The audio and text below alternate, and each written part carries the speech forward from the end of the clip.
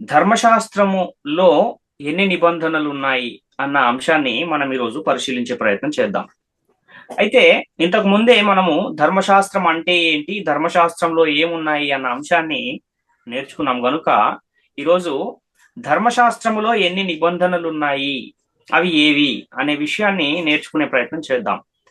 అదే విధంగా బైబిల్ గ్రంథ కాల చరిత్రలో ఉన్నటువంటి ప్రధానమైన దేవుని జనాంగాలు ఎవరు అన్న ఆ విషయాన్ని కూడా మనం పరిశీలన చేసే ప్రయత్నం చేద్దాం.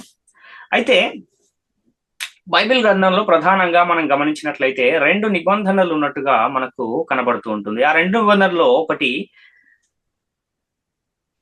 మొదటి నిబంధన, దానినే పాత నిబంధన అని కూడా అంటారు. అలాగే ఇంకొక నిబంధన కూడా ఉంది, అదేమో రెండవ నిబంధన, దానినే క్రొత్త నిబంధన అని కూడా చెబుతూ ఉన్న పరిస్థితులు మనకు కనిపిస్తూ ఉంటాయి.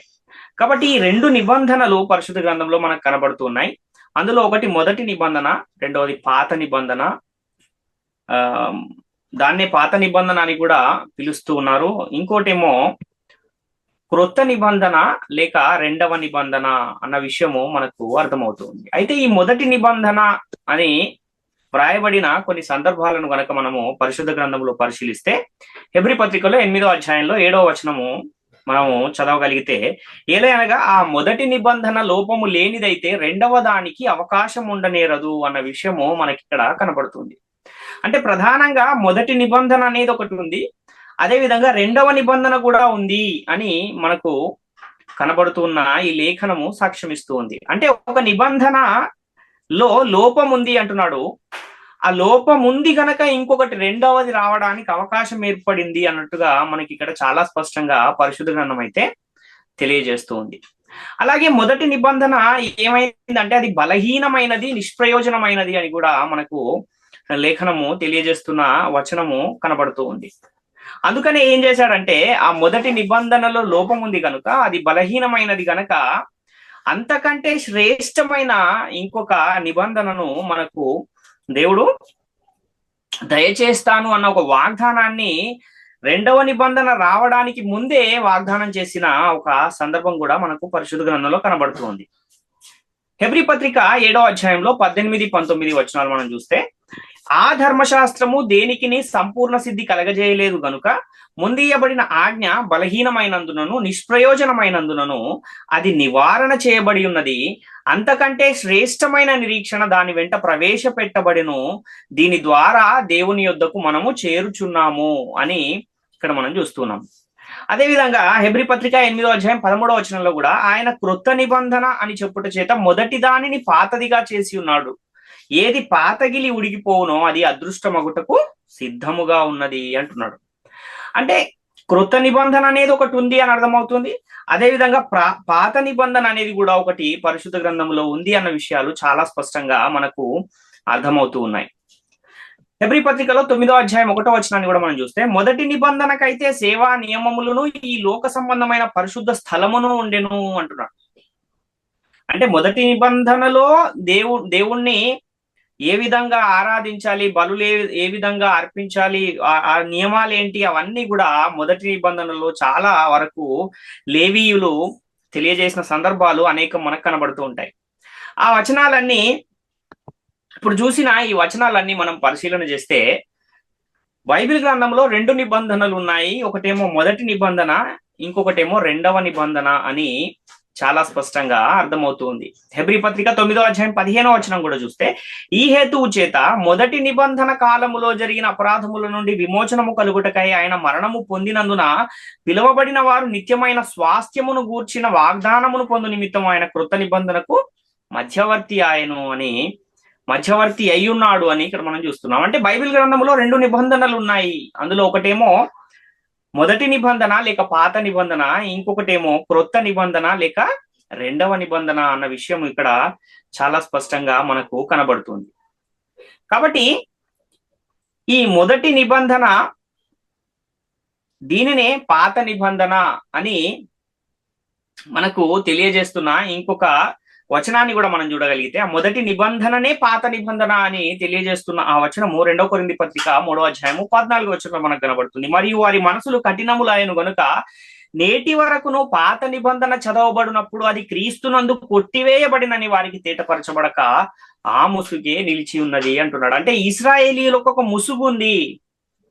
ఆ ముసుగు ఏంటంటే వాళ్ళు పాత నిబంధన చదువుతూ ఉన్నప్పుడు అది ఇంకా కొట్టివేయబడింది అన్న విషయమే వాళ్ళకి అర్థం కాకుండా ఉంది అని ఇక్కడ పౌలు గారు చెబుతున్న ఈ సందర్భము మనకు కనబడుతుంది. అంటే ఎంతవరకు అయితే కొత్త నిబంధన అమల్లో ఉందో అంతవరకు ఉంది. ఆ తర్వాత యేసుక్రీస్తు వారు వచ్చారు. ఎవరు కూడా దానిని నెరవేర్చలేకపోతున్న పరిస్థితులు ఉన్నాయి గనుక ఏ మనుషుడు కూడా యేసుక్రీస్తు లోకానికి వచ్చేంత వరకు దాన్ని నెరవేర్చలేని పరిస్థితులే కనబడుతూ ఉన్నాయి గనుక ఆయన ఆ కఠినమైన ఆ నిబంధనను తీసివేసి రెండవ నిబంధనను, క్రొత్త నిబంధనను సర్వలోకానికి ఇచ్చిన ఒక సందర్భము మనకు కనబడుతుంది. కాబట్టి ఈ రెండవ నిబంధన అనే విషయాన్ని కూడా మనము బైబిల్ గ్రంథములో కొన్ని లేఖనాలు చూడగలిగితే అంతకు ముందు మనం చదివిన వచనమే హెబ్రీ పత్రిక 7వ అధ్యాయం 18వ వచనంలో, ఈ ధర్మశాస్త్రము దేనికి నీ సంపూర్ణ సిద్ధి కలగజేయలేదు కనుక ముందియబడిన ఆజ్ఞ బలహీనమైనందునను నిష్ప్రయోజనమైనందునను అది నివారణ చేయబడి ఉన్నది అని ఇక్కడ చూస్తున్నాం. అంటే ముందు ఇయ్యబడిన ఆజ్ఞ ఒకటి ఉంది, రెండవసారి ఇయ్యబడిన ఇంకొక నిబంధన కూడా మనకు కనబడుతుంది. అంటే రెండవ నిబంధనకు అవకాశం ఎందుకు ఏర్పడింది అంటే మొదటి నిబంధనలో లోపం ఉంది కనుక రెండవ నిబంధనకు అవకాశం అనేది ఏర్పడింది అన్న విషయము ఇక్కడ తెలియజేస్తున్నాడు. హెబ్రీ పత్రిక 10వ అధ్యాయం 9వ వచనాన్ని కూడా మనం చూస్తే, ఆయన నీ చిత్తము నెరవేర్చుటకు ఇదిగో నేను వచ్చి ఉన్నాను అని చెప్పుచున్నాడు. ఇవన్నీ ధర్మశాస్త్రము చొప్పున అర్పింపబడుచున్నవి, ఆ రెండవ దానిని స్థిరపరచుటకు మొదటి దానిని కొట్టివేయుచున్నాడు అంటున్నాడు. అంటే రెండవ నిబంధన అనేది రావాలి అంటే మొదట అమల్లో ఉన్న ఆ మొదటి నిబంధనను ఏం చేయాలి? కొట్టివేయాలి. అప్పుడే రెండవది అమల్లోనికి వస్తాయి. ఎందుకంటే ఒకేసారి రెండు నిబంధనలు అమల్లో ఉండడానికి వీల్లేదు కనుక ఆ మొదటి నిబంధన ఏమైంది అని అంటే రెండవ దానిని స్థిరపరచడానికి మొదటి దానిని ఏం చేశాడు అని చెప్తున్నాడు? కొట్టివేయుచున్నాడు అని ఇక్కడ చాలా స్పష్టంగా లేఖనం కనబడుతూ ఉంది. అంటే మనం ఏదైనా ఒక వస్తువును కొన్నప్పుడు ఆ వస్తువుని ఏమంటారు అంటే తేగానే ఇంటికి తేగానే ఏమంటారు అంటే కొత్తది అంటే ఏదైనా ఒక సైకిల్ కొన్నాం, కొత్త సైకిల్ అంటాం దాన్ని. ఒక వాచ్ కొన్నాం, కొత్త వాచ్ అంటాం. ఒక టీవీని కొన్నాం అనుకోండి, అది కొత్త టీవీ అంటాం. ఎప్పటి వరకు అది కొత్తదిగా ఉంటుంది అని అంటే మరలా అలాంటిదే ఇంకొక వస్తువును మనము కొన్ని సంవత్సరాల తర్వాత ఇంకొక దాన్ని తీసుకొస్తే అంతవరకు మన ఇంట్లో ఉన్నదేమో పాతదవుతుంది, ఆ తర్వాత మరలా తెచ్చింది క్రొత్తదవుతుంది. అంటే రెండవది వచ్చేంత వరకు కూడా మొదటిదే కొత్తదిగా ఉంటుంది. అంటే అది పాతది అన్న ఆ భావన మనలో ఉండదు. కానీ ఎప్పుడైతే క్రొత్తదాన్ని మనం తీసుకొస్తున్నామో అప్పుడు అది పాతదైపోతుంది, ఇదేమో క్రొత్తదవుతుంది. అలానే మొదటి నిబంధన అమల్లో ఉన్నంత కాలము అదే నిబంధన ఇశ్రాయేలీయులను నడిపించింది. ఎప్పుడైతే యేసుక్రీస్తు ద్వారా మరలా రెండవ నిబంధన చేయబడిందో అది పాత నిబంధనను యేసుక్రీస్తు కొట్టివేయుట చేత మరలా రెండవ నిబంధనను, క్రొత్త నిబంధనను చేసిన సందర్భాలు మనకు కనబడుతూ ఉంటాయి. హెబ్రీ పత్రికలో 8వ అధ్యాయం 8-9 వచనాలు మనం చూడగలిగితే, అయితే ఆయన అపేక్షించి వారితో ఇలాగు చెప్పుచున్నాడు, ప్రభువు ఇట్లా ఇదిగో ఒక కాలము వచ్చుచున్నది, అప్పటిలో ఇశ్రాయేలు ఇంటి వారితోనూ యూదా ఇంటి వారితోనూ నేను క్రొత్త నిబంధన చేయుదును. అది నేను ఐగుప్తు దేశములో నుండి వీరి పితరులను వెలుపలికి రప్పించుటకై వారిని చెయ్యి పట్టుకునిన దినమున వారితో నేను చేసిన నిబంధన వంటిది కాదు. ఏమనగా వారు నా నిబంధనలో నిలువలేదు కనుక నేను వారిని అలక్ష్యము చేసి తిని అని ప్రభువు చెప్పుచున్నాడు అంటున్నాడు ఇక్కడ. అంటే ఒక నిబంధనను నేను చేయబోతున్నాను, అది ఇశ్రాయేలులో ఉన్నప్పుడు చేసిన నిబంధన వంటిది కాదు, ఇది క్రొత్త నిబంధన చేసే దినాలు రాబోతున్నాయి అన్న విషయాన్ని ఇక్కడ పౌలు గారు జ్ఞాపకం చేసి ఆ మాటను జ్ఞాపకం చేస్తూ చెబుతున్న సందర్భం. ఇంతకీ ఈ కొత్త నిబంధన యొక్క ప్రత్యేకత ఏంటి అని మనం ఆలోచిస్తే, మొదటి నిబంధన అనేది ఎక్కడ వ్రాయబడింది అన్న విషయం మొదట మనం తెలుసుకోవాలి. అది ఎక్కడ వ్రాయబడింది అంటే రాతి పలకల మీద వ్రాయబడింది పాత నిబంధన, మొదటి నిబంధన. కాబట్టి రాబో కాలంలో నేను ఒక నిబంధన చేస్తాను, అది ఆ నిబంధన చేయబోతున్న ఆ నిబంధనకున్న ప్రత్యేకత ఏంటి అంటే అది నేను రాతి పలకల మీద రాయను గాని మనుషుల హృదయాల మీద వ్రాస్తాను అని దేవుడు తెలియజేస్తున్నాడు. హెబ్రీ పత్రిక 8వ అధ్యాయం 10వ వచనంలో, ఆ దినములైన తర్వాత ఇశ్రాయేలు ఇంటి వారితో నేను చేయబో నిబంధన ఏదనగా వారి మనస్సులో నా ధర్మ విధులను ఉంచెదను, వారి హృదయముల మీద వాటిని వ్రాయుదును, నేను వారికి దేవుడనయ్యుందును, వారు నాకు ప్రజలయ్యుందురు అంటున్నాడు. అంటే ఈ రెండవ నిబంధన లేక కృత నిబంధన రాతి పలకల మీద వ్రాసేది కాదు అని చెప్తున్నాడు. మరి ఎక్కడ రాస్తానంటున్నాడు అంటే మనుషుల హృదయాల మీద, మనస్సులలో ధర్మ విధులను ఉంచుతాను అని తెలియజేస్తున్నాడు. ఈ రెండవ నిబంధనకు ఉన్న ప్రత్యేకత ఏంటి అంటే అది మనుషుల హృదయాల మీద వ్రాయబడే ఒక నిబంధన అన్న విషయం మనకు అర్థమవుతుంది.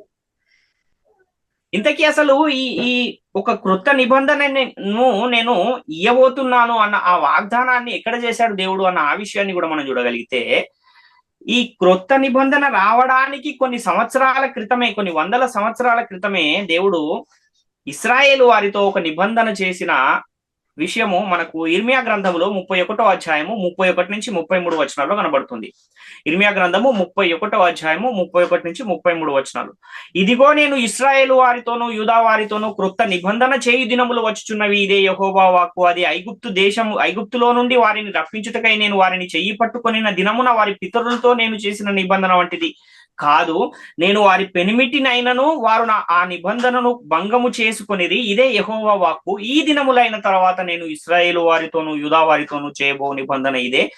వారి మనస్సులలో నా ధర్మ విధి ఉంచెదను, వారి హృదయముల మీద దాన్ని వ్రాసేదను, యెహోవా వాక్కు ఇదే అని ఇక్కడ ఆల్రెడీ ముందే దేవుడు చేయబోయే క్రొత్త నిబంధనను గూర్చిన వాగ్దానం చేస్తూ ఉన్న ఒక సందర్భం మనకు కనబడుతుంది. ఇదే మాటని హెబ్రీ పత్రికలో మనకు పౌలు గారు దాన్ని జ్ఞాపకం చేసి దాన్ని ఎత్తి చెబుతూ, ఏదైతే దేవుడు మీకు హృదయముల మీద నిబంధన రాస్తాను అని చెప్పాడో, ఏదైతే మనస్సులో ధర్మ విధులను ఉంచుతాను అని ఏదైతే వాగ్దానం చేశాడో ఆ నిబంధన ఏదో కాదు, అదే యేసుక్రీస్తు వారు చేసిన రెండవ నిబంధన అని ఇక్కడ పౌలు గారు చెబుతూ ఉన్న ఈ సందర్భం మనకు కనబడుతుంది.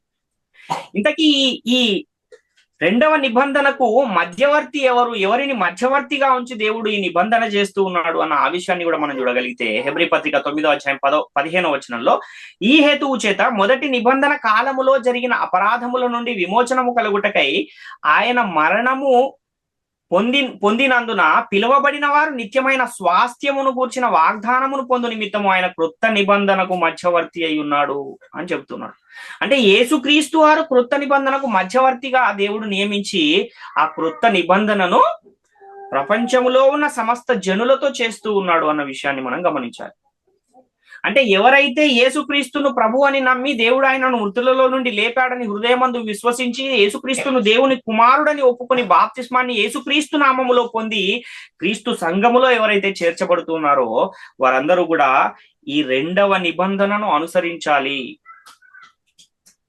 ఏదైతే యేసుక్రీస్తు మధ్యవర్తిగా ఉన్నాడో ఆ నిబంధనను అనుసరించాలి అన్న విషయాన్ని అపోస్తలులు అనేక చోట్ల మనకు సాక్ష్యం ఇచ్చిన సందర్భాలు కూడా కనబడుతుంటాయి.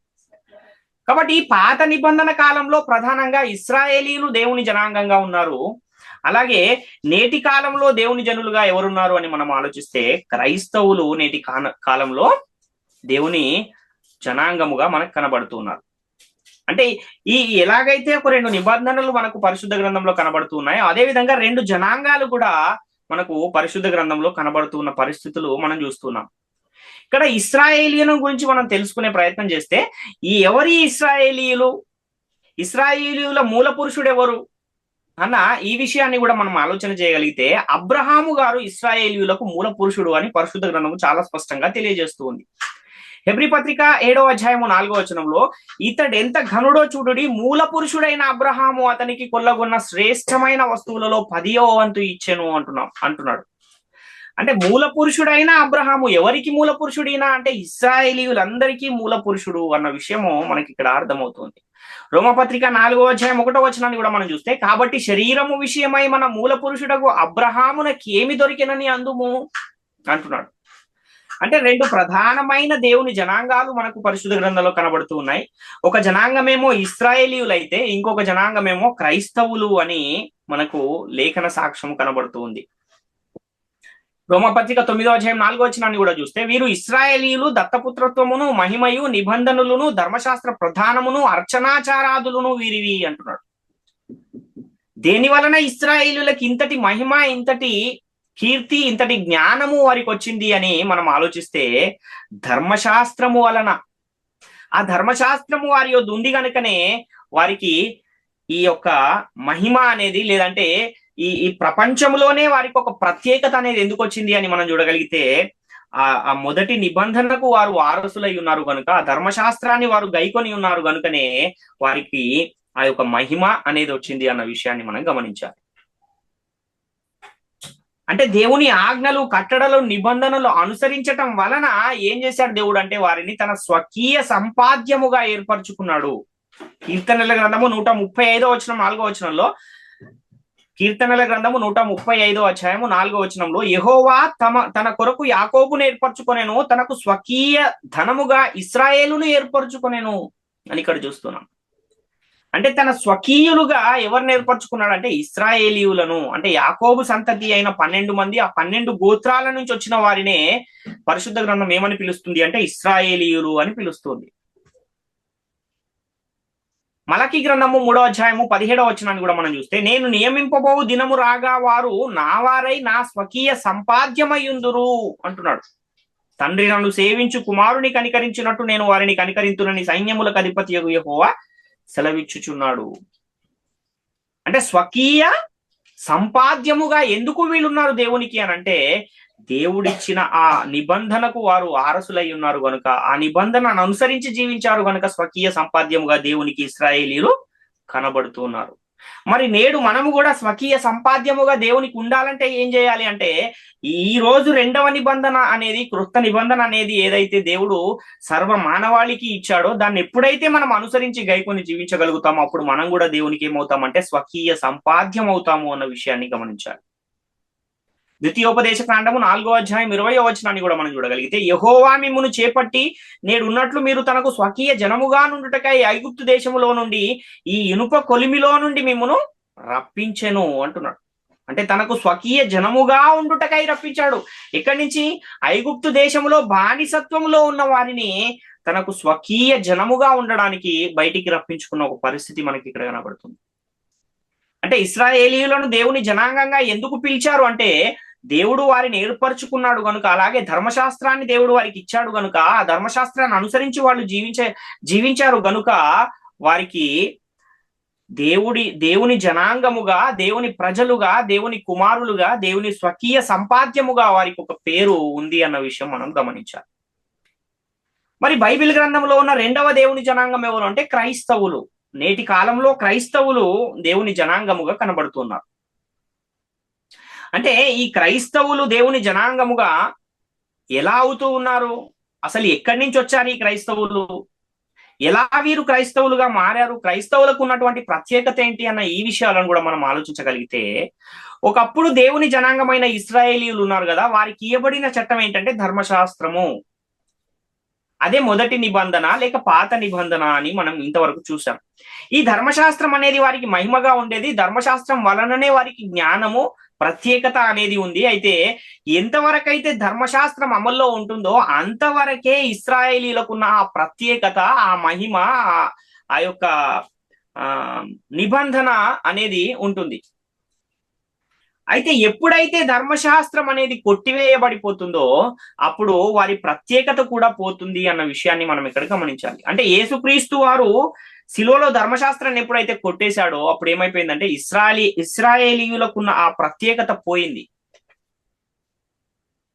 కాబట్టి పాత నిబంధన కాలములో అనగా ధర్మశాస్త్రము అమల్లో ఉన్న కాలములో ధర్మశాస్త్రము కలిగినటువంటి ఇశ్రాయేలీయులు దేవుని ప్రజలుగా ఉన్నారు. అదే కాలములో ఇంకొక జనాంగం కూడా ఉంది ఈ లోకంలో. అదేంటంటే ధర్మశాస్త్రము లేని అన్యజనులు. ఎప్పుడైతే యేసుక్రీస్తు ధర్మశాస్త్రాన్ని సిలువలో కొట్టివేశాడో అప్పుడు ఏం జరిగిందంటే, ధర్మశాస్త్రాన్ని మేము కలిగి ఉన్నామనే ఇశ్రాయేలీలు కూడా ఏమైపోయారంటే ఆ ప్రత్యేకతను కోల్పోయి వారు కూడా అన్యజనులైపోయిన పరిస్థితి మనకు కనబడుతుంది.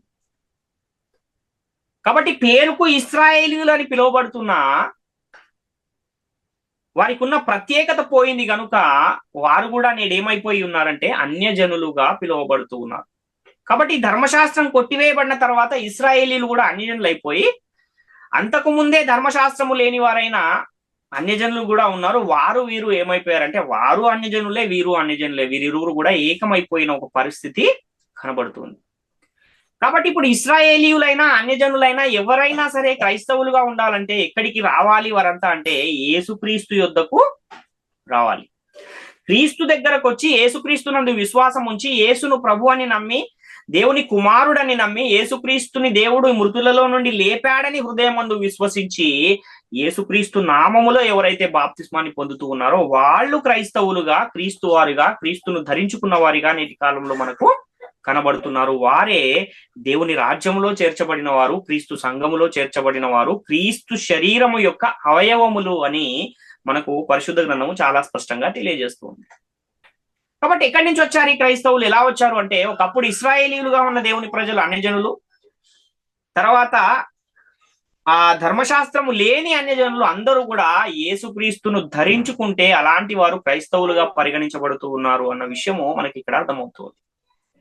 ఈ క్రైస్తవులుగా మారే వారిలో గొప్ప మరియు పేద, ధనిక, వీరు తక్కువ వారు ఎక్కువ అనే తేడా భేదము ఏమైనా ఉందా అంటే అలాంటిది ఏమీ కూడా లేదు. ఏ భేదము లేదు, అందరూ కూడా ఏకముగా ఉన్నారు. ఎవరైతే క్రీస్తు దగ్గరకు వస్తున్నారో వాళ్ళే క్రైస్తవులుగా మారుతున్నారు అన్న విషయాన్ని మనం గమనించాలి. గలతీ పత్రిక 3వ అధ్యాయము 26 నుంచి 28 వచనాల్లో యేసుక్రీస్తునందు మీరందరూ విశ్వాసము వలన దేవుని కుమారులై ఉన్నారు, క్రీస్తులోనికి బాప్తిసం పొందిన మీరందరూ క్రీస్తును ధరించుకుని ఉన్నారు. ఇందులో యూదుడని లేదు, గ్రీసు దేశస్థుడని లేదు, దాసుడని లేదు, స్వతంత్రుడని లేదు, పురుషుడని లేదు, స్త్రీ అని లేదు, యేసుక్రీస్తునందు మీరందరూ ఏకముగా ఉన్నారు అని ఇక్కడ మనకు పౌలు గారు తెలియజేస్తూ ఉన్న ఈ సంగతిని చూస్తున్నాం. అంటే భూమి మీద పుట్టిన మనుషులు ఎవరైనా సరే, నేటి కాలంలో ఇశ్రాయేలీయులైనా, యూదులైనా, గ్రీసు దేశస్థులైనా, ఏ దేశంలోనైనా పుట్టని యేసుక్రీస్తును ధరించుకుంటేనే వారు క్రైస్తవులు. క్రీస్తును నామమందు విశ్వాసం ఉంచి యేసుక్రీస్తు నామంలో బాప్తిస్మం పొందిన వారే క్రైస్తవులు అని పరిశుద్ధ గ్రంథము చాలా స్పష్టంగా తెలియజేస్తుంది. కాబట్టి ఏం జరిగితే ఎవరైనా క్రైస్తవులు అంటే యేసుక్రీస్తు నామమందు విశ్వాసం ఉంచాలి, క్రీస్తును ధరించుకోవాలి, అప్పుడు వారు దేవుని కుమారులు అవుతూ ఉన్నారు అన్న విషయాన్ని మనం గమనించాలి. ఎలా వీరు క్రైస్తవులు అవుతున్నారంటే క్రీస్తు దగ్గరికి వస్తే క్రైస్తవులు అవుతున్నారు, క్రీస్తును ధరించుకుంటే క్రైస్తవులు అవుతున్నారు, దేవుని కుమారులు అవుతున్నారు, దేవుని జనాంగంగా మారుతున్నారు అన్న విషయాన్ని మనము గమనించవలసిన అవసరం ఉంది. కాబట్టి ధర్మశాస్త్రం కొట్టివేయబడిన తర్వాత యూదులైనా, ఇశ్రాయేలీయులైనా, అన్యజనులైనా ఎవరైనా సరే క్రీస్తు దగ్గరకు వచ్చి క్రీస్తునందు విశ్వాసం ఉంచి క్రీస్తులోనికి బాప్తిస్మం పొందితేనే వాళ్లకు రక్షణ అనేది లభిస్తుంది. వాళ్ళు దేవుని రాజ్యంలో చేర్చబడతారు, సంఘములో చేర్చబడతారు అన్న విషయాన్ని గమనించాలి. ఇందులో ఏ ఒక్కటి చేయకపోయినా దేవుని రాజ్యంలోనికి వాళ్ళు రారు. యేసుక్రీస్తు వారు చెప్పినట్టుగా ఒకడు క్రొత్తగా జన్మించితేనే దేవుని రాజ్యములో చేర్చబడతాడు అని తెలియజేస్తున్నాడు యోహాను సువార్త 3వ అధ్యాయం 3వ వచనంలో.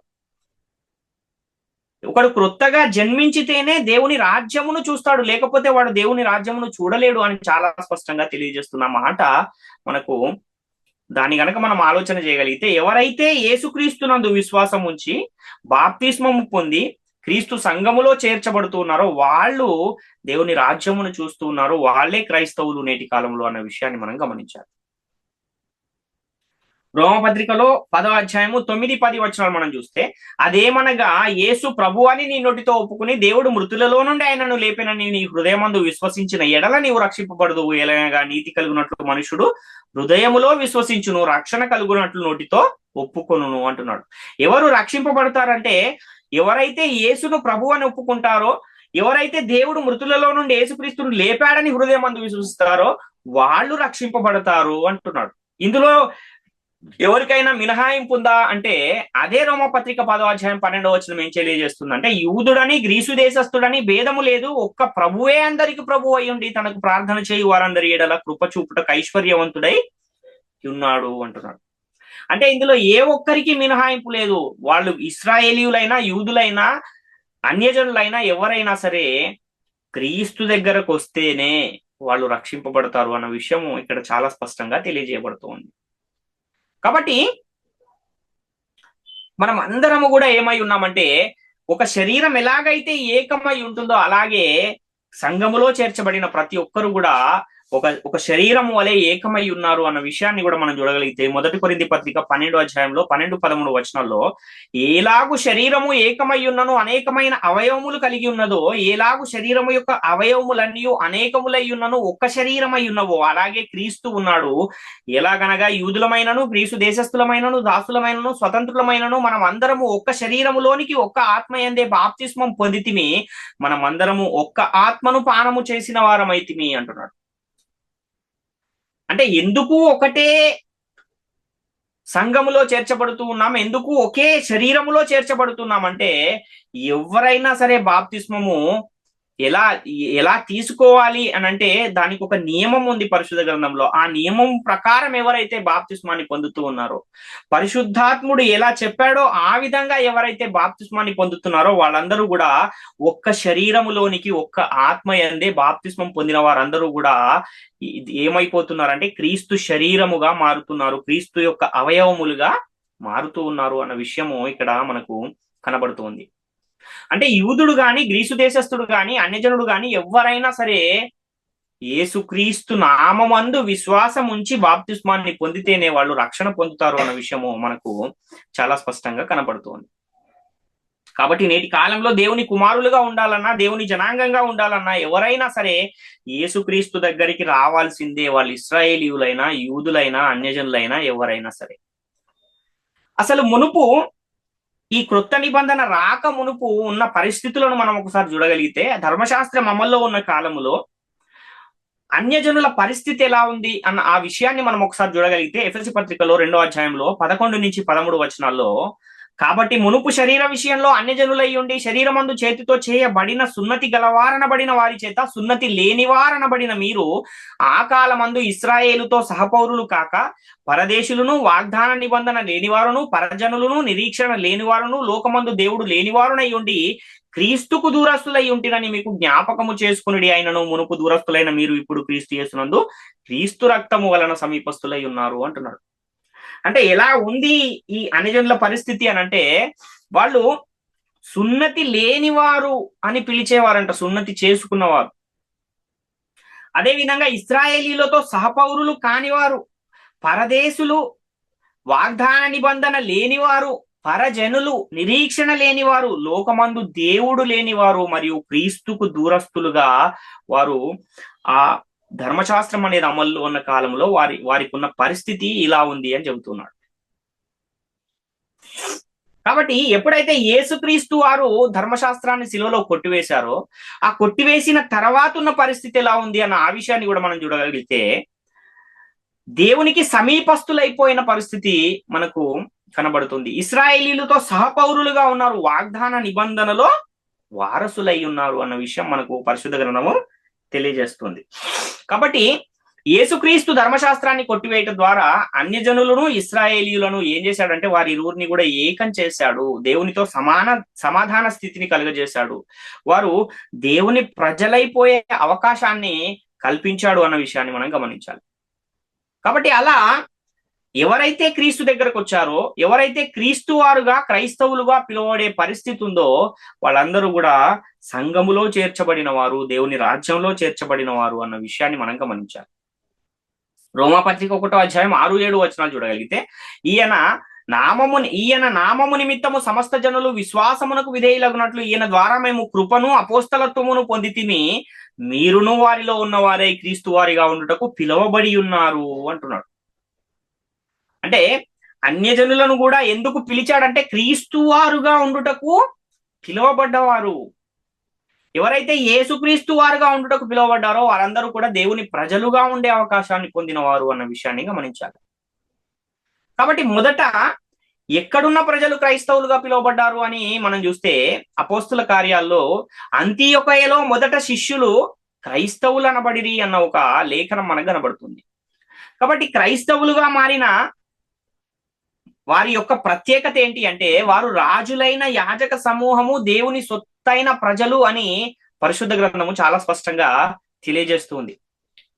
పేతురు పత్రికలో 2వ అధ్యాయం 9వ వచనంలో కాబట్టి ముందు అన్యజనులుగా ఉన్నవారు చీకటిలో ఉన్నవారుగా ఉన్నారు. యేసుక్రీస్తులోనికి ఎప్పుడైతే వచ్చారో అప్పుడు వెలుగులోనికి పిలువబడిన వారు. అలా పిలువబడిన వారు ఏం చేయాలంటే యేసుక్రీస్తునందు విశ్వాసం ఉంచాలి. అప్పుడు వారు దేవుని కుమారులు అవుతారు. దేవుని కుమారులైన వారు దేవుని రాజ్యంలో ఉంటారు. అప్పుడు క్రీస్తును ధరించుకుంటారు. తర్వాత క్రైస్తవులుగా మారుతారు, క్రైస్తవులు అవుతారు. కాబట్టి దేవుడు అబ్రహాముకు వాగ్దానం చేశాడు. ఆ వాగ్దానానికి మనం వారసులం అవ్వాలి. ఆ వాగ్దాన సంబంధులం మనం కావాలి అని అంటే అసలు దేవుడు అబ్రహాము గారికి చేసిన ఆ వాగ్దానం ఏంటి అంటే క్రీస్తును గూర్చిన ఒక వాగ్దానాన్ని అబ్రహాము గారికి దేవుడు చేసిన సందర్భాలు మనకు పరిశుద్ధ గ్రంథంలో ఆది కాండము 12వ అధ్యాయం 1-3 వచనాల్లో కనబడుతుంది. అదేవిధంగా అదే ఆది కాండము 18వ అధ్యాయం 18వ వచనంలో కూడా మరొకసారి అబ్రహాము గారితో దేవుడు చేసిన ఒక వాగ్దానం అక్కడ కనబడుతుంది. అంటే నీ సంతానములో భూమి యొక్క సమస్త వంశములో ఆశీర్వదించదను అన్న ఒక వాగ్దానాన్ని ఎవరికి చేశాడంటే అబ్రహాము గారికి చేశాడు. కాబట్టి అబ్రహాముకు దేవుడు చేసిన ఆ వాగ్దానానికి మనం వారసులం కావాలంటే విశ్వాసము ద్వారా దేవుని నీతిని పొందుకుని అబ్రహాం ఎలాగైతే విశ్వాసులకు తండ్రిగా మారాడో అలాగే యేసునందు విశ్వాసం ఉంచువారు కూడా నీతిని పొందుకుని విశ్వాస సంబంధులై అబ్రహాముతో పాటు ఆశీర్వదింపబడి అబ్రహాము గారికి దేవుడు దయచేసిన ఆ వాగ్దానంలో మనం కూడా పాలివారం అయ్యే అవకాశం ఉంది, వారసులం అయ్యే అవకాశము ఉంది. గల్తీ పత్రిక 3వ అధ్యాయం 29వ వచనంలో మీరు క్రీస్తు సంబంధులైతే ఆ పక్షమందు అబ్రహాము యొక్క సంతానం అయ్యుండి వాగ్దాన ప్రకారము వారసులై ఉన్నారు అంటున్నాడు. అంటే వాగ్దాన ప్రకారం వారసులు అవ్వాలంటే మనము క్రీస్తు సంబంధులం అవ్వాలి. అంటే క్రీస్తు సంబంధులం అవ్వాలంటే క్రీస్తును గూర్చిన మాటను విని దానిని విశ్వసించాలి. కాగా వినుట వలన విశ్వాసము కలుగును, వినుట క్రీస్తును గూర్చిన మాట వలన కలుగును అని రోమపత్రిక 10వ అధ్యాయం 17వ వచనం మనకు తెలియజేస్తుంది. కాబట్టి ఆ విశ్వాసం అనేది ఎలా వస్తుంది అంటే వినుట వలన. ఏం వినుట వలన? క్రీస్తును గూర్చిన మాట వినుట వలన. ఏ క్రీస్తును గూర్చిన మాట వినుట వలన అంటే బాలుడైన క్రీస్తును గూర్చిన మాట వినుట వలన వస్తుందా రక్షణ అంటే రాదు. మరి ఏది వినాలి అని అంటే మృతులలో నుండి తిరిగి లేపబడిన యేసుక్రీస్తును గూర్చిన మాట వింటే అప్పుడు దానిని నమ్మి విశ్వసించి యేసుక్రీస్తు నామములో బాప్తిస్మం పొందితే అప్పుడు మనము అబ్రహాముకు దేవుడు చేసిన ఆ వాగ్దానానికి వారసులం అవుతాము అన్న విషయాన్ని గమనించాలి. రోమపత్రిక 4వ అధ్యాయం 16వ వచనాన్ని చూస్తే ఈ హేతువు చేతను ఆ వాగ్దానమును యావత్ సంతతికి అనగా ధర్మశాస్త్రము గల వారికి మాత్రము కాక అబ్రహామునకున్నట్టి విశ్వాసము గల వారికి కూడా దృఢము కావాలనని కృపను అనుసరించినదై ఉండునట్లు అది విశ్వాస మూలమైనదాయను అంటున్నాడు.